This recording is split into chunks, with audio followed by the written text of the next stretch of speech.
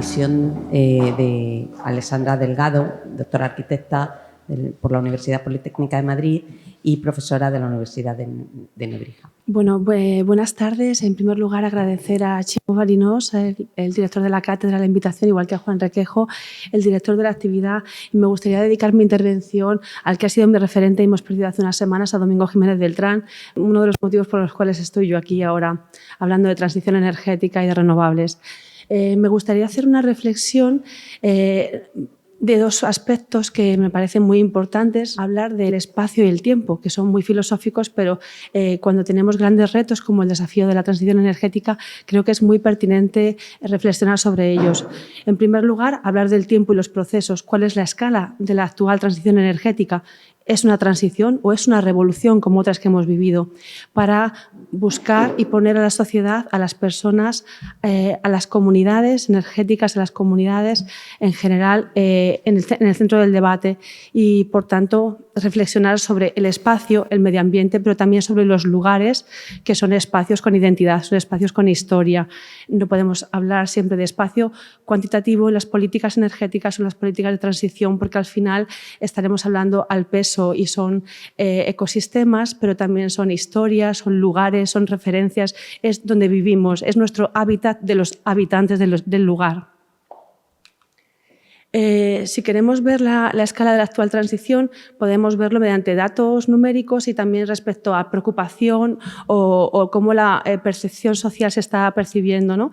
Se está, digamos, preocupando al respecto. Si buscamos el término Energy Transition a nivel global, vemos que desde 2015 es muy creciente y especialmente en el último par de años. ¿Qué ha pasado desde hace un par de años, justo en este periodo post-pandemia hasta la actualidad? Pues que las renovables han crecido y ya representan el 13% de la generación mundial de energía y además el aumento ha supuesto un 17% solo en un año acumulado, es decir, que estamos ante un crecimiento totalmente geométrico, exponencial de las renovables y eso está causando esta preocupación, estos debates, no solamente en España, sino, por ejemplo, esa búsqueda de Google Trends donde más se buscaba era en África, por ejemplo, y también en algunos países asiáticos como India, ¿no?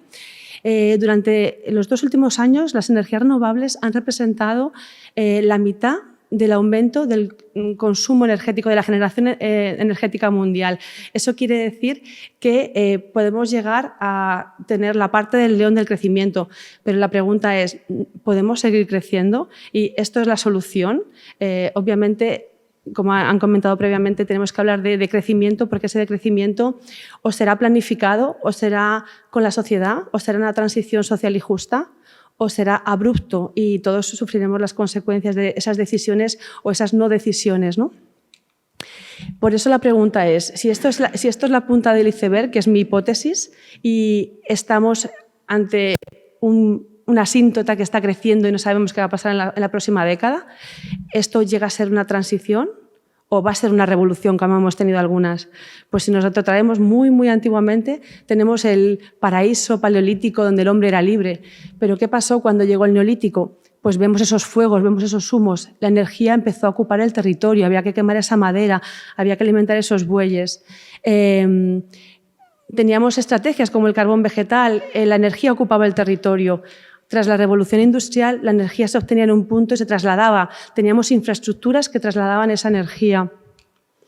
El papel del hombre era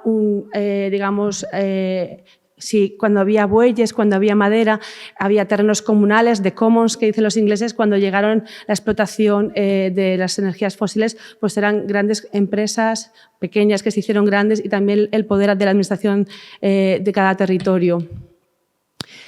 Las renovables, que desde el siglo pasado, por el avance de la tecnología, están ocupando otra vez el territorio, pueden seguir diferentes modelos económicos y diferentes modelos sociales.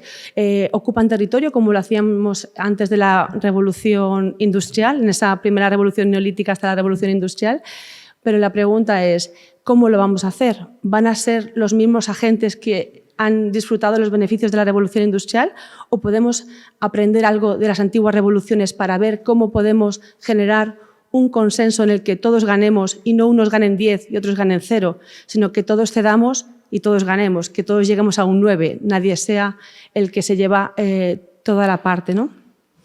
Hemos hablado de autoconsumo, hemos hablado de comunidades energéticas. Europa pone 3 cuestiones sobre la mesa. Comunidades, autodistribución, pluralidad de agentes y una información a tiempo real, una información inteligente, disponible, por tanto, una participación pública, lo da como un derecho. La realidad es que no solamente podemos hacer esta transición tan necesaria por la crisis climática que tenemos con una generación distribuida y con un autoconsumo. Necesitamos, y tenemos que ser sinceros, no nos podemos hacer trampas al solitario, instalaciones energéticas que ocupen el territorio. Joan antes ha hablado del 2,5% del territorio. Las ciudades de España ocupan el 3%.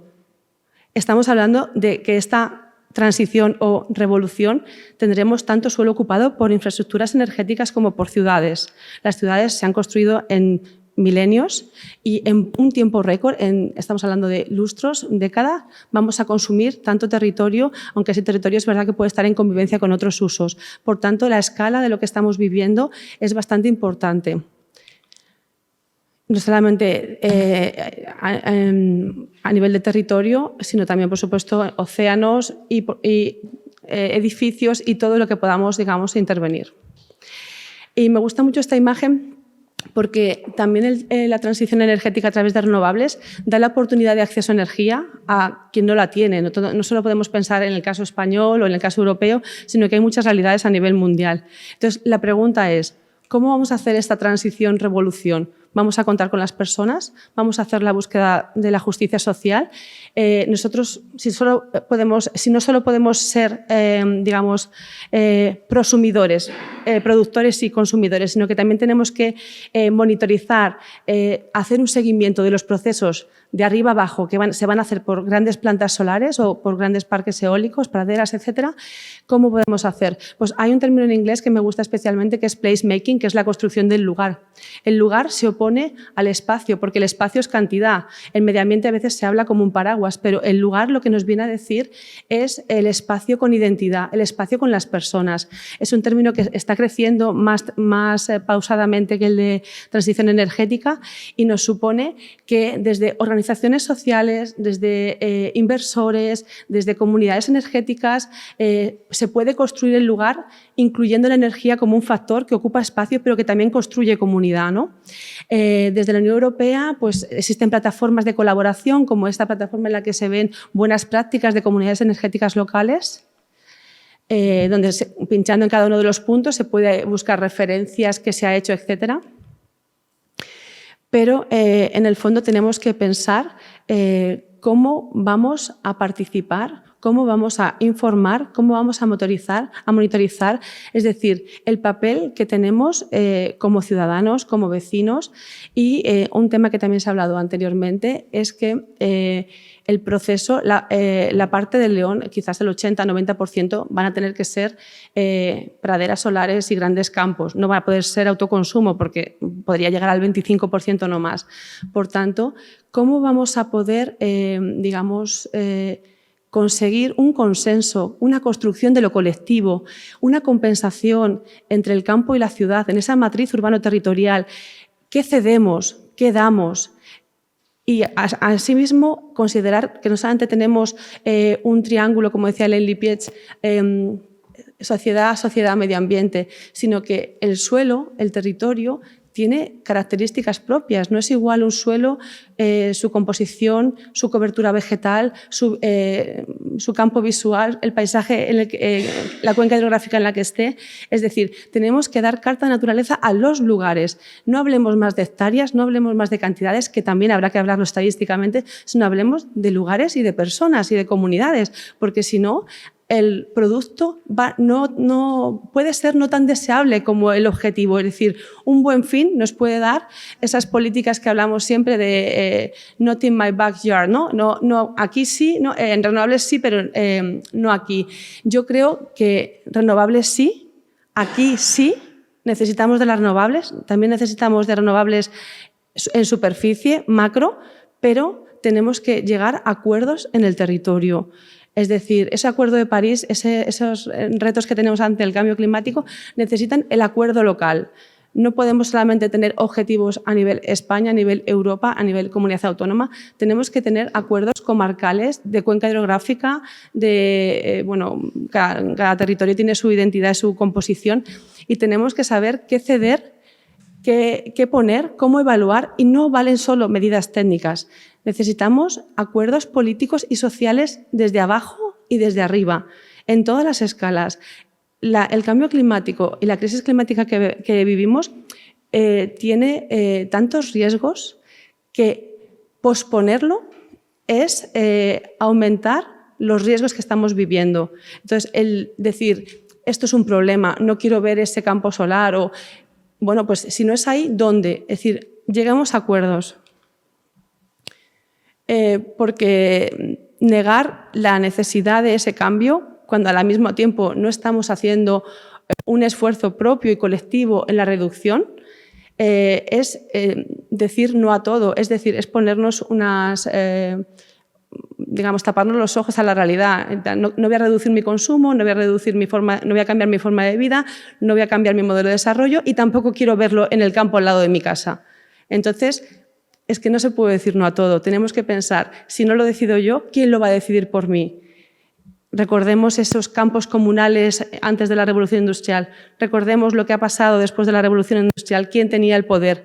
¿Por qué no hacemos esta transición para mi revolución, esta punta del iceberg? ¿Por qué no la transitamos de una manera dialogada, de una manera en la que todos ganemos y todos cedamos, ¿no? Aquí, por ejemplo, un ejemplo que está aquí en la Comunidad Valenciana, ¿no? Vemos, por ejemplo, yo cuando veo estas imágenes me parecen interesantes, son informativas, pero muchas veces no se ve ni el patrimonio, ni el lugar, ni la identidad, sino se ve cantidad de suelo y ubicación espacial. No es suficiente, ¿no? Yo soy optimista por naturaleza, porque un arquitecto en general es optimista, ¿no? Se le cae 1 de cada 3 proyectos, pero es que ya a un urbanista se le cae 9 de cada 10, ¿no? Entonces tienes que ser como optimista por naturaleza. Y creo que tenemos que pasar de lo cuantitativo, del espacio y de lo paraguas del medio ambiente, que lo es todo, al lugar. Además, no existen solamente las renovables que hemos hablado, que tienen ese impacto visual como la solar o la eólica, sino que, por ejemplo, la geotermia está muy poco explorada. Existen en ciudades, por ejemplo, los energy tunnels, que la energía del metro o de las infraestructuras se puede reaprovechar en ciudades, y en el territorio, por ejemplo, España tiene un gran gradiente de posibilidades de geotermia para captar, ¿no? Por último, y parafraseando a Paola Vigano, ella dice que el futuro se diseña, y yo esa frase la he hecho mía. El futuro será lo que nosotros hagamos de él, y si no decidimos, alguien decidirá por nosotros. Entonces, con esa idea os muestro unas últimas imágenes de un proyecto que es un concurso en Charleroi, en Bélgica, en el que hacíamos el Parque de la Transición Energética, donde incluíamos renovación, rehabilitación, geotermia, había unas colinas de los productos de residuo, de los charcoal, ¿no? Y pensar que no todo tiene que ser acción-reacción, sí, no, aquí sí, aquí no, sino tiene que ser diálogo y la construcción de un paisaje para la transición energética en la que la parte social sea importante, porque si no, esta revolución pasará de largo como otras anteriores. Muchas gracias. Muchas gracias.